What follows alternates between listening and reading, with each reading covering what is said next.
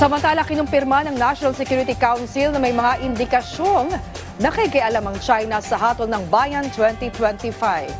Yan ang ulat ni Daniel Manalastas. Mabigat ang impormasyon na isiniwalat ng National Security Council hinggil sa umano'y indikasyon ng pakialam ng China sa 2025 elections. Sa pagharap nila sa Senate Special Committee on Maritime and Admiralty Zones, kinumpirma ng NSC na may indikasyon ng operasyon ng China para suportahan ang mga kandidatong gusto umano nila. So ibig sabihin nito, may mga ongoing operations ang China para suportahan yung mga kandidatong gusto nilang manalo. Yun ang diretsong tanong ko. At kontrahin naman yung mga kandidatong ayaw nilang manalo.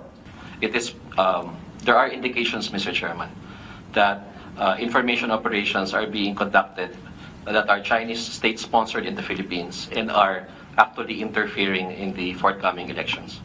Kinumpirma rin ng NSC na tukoy na ang mga kandidato na umano'y may indikasyon na tinutulungan ng China at posibleng may involve umano rito na pera.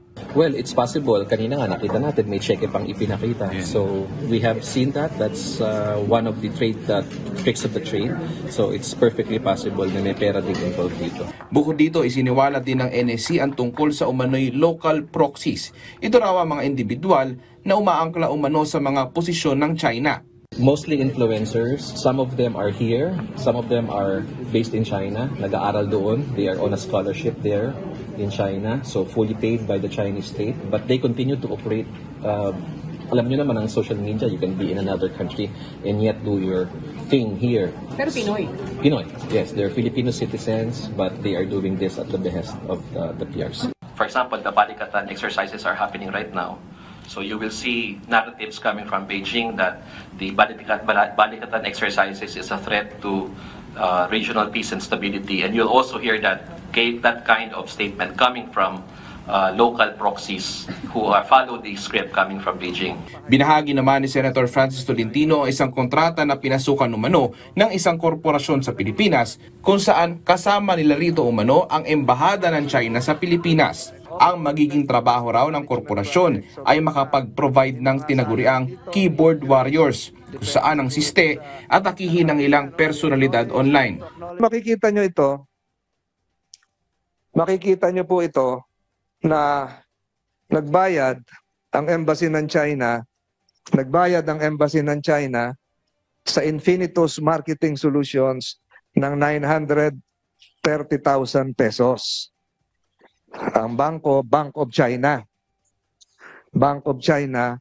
for the activities mentioned in the contract, in the service contract. So ito ay nagpapatunay na itong checking ito dated 2023 ay for services rendered doon sa contract ng Infinitus, which is a Filipino registered. Ito pong kontrata at kabayarang ito ay pagyurak sa dignidad ng mga Pilipino. Pagyapak sa dignidad ng Pilipinas. Wala pang pahayag ang Chinese Embassy at ang tinutukoy na kumpanya sa usapin. Daniel Manalastas para sa Pambansang TV sa Bagong Pilipinas.